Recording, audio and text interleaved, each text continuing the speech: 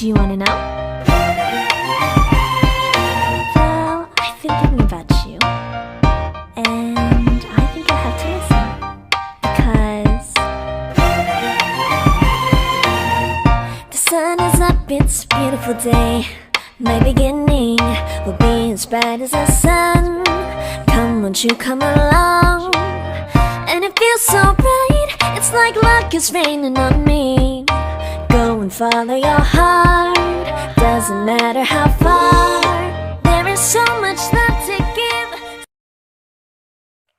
Baiklah, materi yang pertama yaitu menelusuri konsep dan urgensi penegakan hukum yang berkeadilan. Negara merupakan organisasi kelompok masyarakat tertinggi karena mempunyai wewenang untuk mengatur dan mengendalikan masyarakat, bahkan memaksa secara sah untuk kepentingan umum yang lebih tinggi demi tegaknya hukum. Negara pun dipandang sebagai subjek hukum yang mempunyai kedaulatan yang tidak dapat dilampaui oleh negara manapun. Cicero pada tahun 106 sampai 43 sebelum Masehi pernah menyatakan ubi societas ibius, artinya di mana ada masyarakat, di sana ada hukum. Dengan kata lain, sampai saat ini hukum masih diperlukan, bahkan kedudukannya semakin penting. Menurut Kranenburg dan TKB Sabaroidin pada tahun 1975, kehidupan manusia tidak cukup dengan hidup aman, teratur, tertib, tetapi manusia juga perlu sejahtera. Tujuan negara Republik Indonesia terdapat pada pembukaan Undang-Undang Dasar 1945, yakni pada alinea keempat sebagai berikut. Untuk membentuk suatu pemerintahan negara Indonesia yang melindungi segenap bangsa Indonesia dan seluruh tumpah darah Indonesia, dan untuk memajukan kesejahteraan umum, mencerdaskan kehidupan bangsa, dan ikut melaksanakan ketertiban dunia yang berdasarkan kemerdekaan, perdamaian abadi, dan keadilan sosial.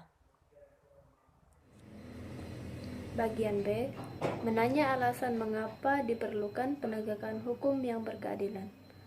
Dari bunyi alinea keempat pembukaan Undang-Undang Dasar Negara Republik Indonesia tahun 1945, ini dapat diidentifikasi bahwa tujuan negara Indonesia adalah: yang pertama, melindungi segenap bangsa Indonesia dan seluruh tumpah darah Indonesia; yang kedua, memajukan kesejahteraan umum; yang ketiga, mencerdaskan kehidupan bangsa; kemudian yang keempat, ikut melaksanakan ketertiban dunia yang berdasarkan kemerdekaan, perdamaian abadi, dan keadilan sosial.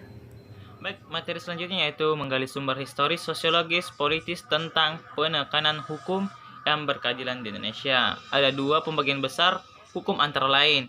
Yang pertama yaitu hukum privat, ialah hukum yang mengatur hubungan antar manusia dan manusia yang lain, menyangkut kepentingan pribadi. Yang kedua yaitu hukum publik. Hukum publik ini yaitu hukum yang mengatur hubungan antar negara dengan orang, negara, atau hubungan negara dengan perorangan yang menyangkut kepentingan umum, misalnya masalah perampokan, pencurian, pembunuhan, dan penganiayaan. Peraturan-peraturan hukum baik yang bersifat publik yang menyangkut kepentingan umum, yaitu bersifat privat yang menyangkut kepentingan pribadi, harus ditegakkan dalam kehidupan bermasyarakat, berbangsa, dan bernegara. Yes, a heart can lie.